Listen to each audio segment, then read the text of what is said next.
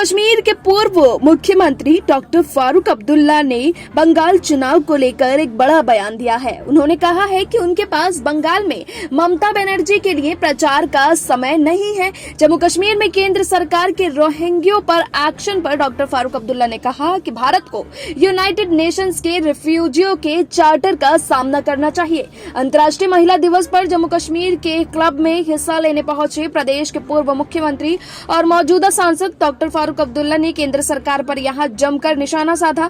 उन्होंने कहा कि केंद्र सरकार अगर इस महिला दिवस पर देश की महिलाओं को कोई बड़ा तोहफा देना चाहती है तो केंद्र सरकार को बिना किसी देरी के लिए महिला सशक्तिकरण बिल संसद में पास करवाना चाहिए।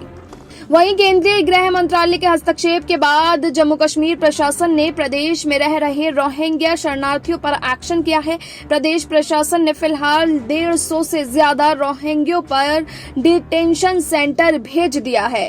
रोहिंग्यों के ऊपर केंद्र सरकार के सेक्शन पर फारूक अब्दुल्ला ने भी ऐतराज जताया। उन्होंने कहा कि सभी लोग म्यांमार और बांग्लादेश के हालात जानते हैं। उन्होंने कहा कि वहां फौज क्या कर रही है इससे भी सब वाकिफ हैं।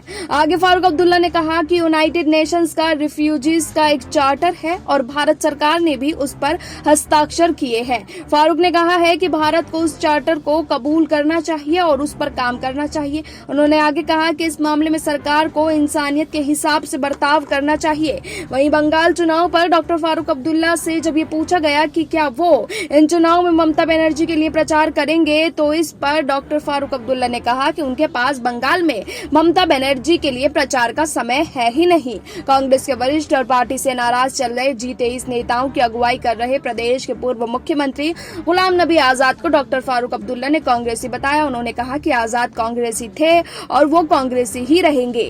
भारत और पाकिस्तान के बीच सीमा पर युद्ध विराम की सहमति बनने पर फारूक अब्दुल्ला ने उम्मीद जताई कि ये बात और आगे चलेगी और दोनों देशों के बीच सारे मसले हल हो जाएंगे। Bureau report SPN9 news.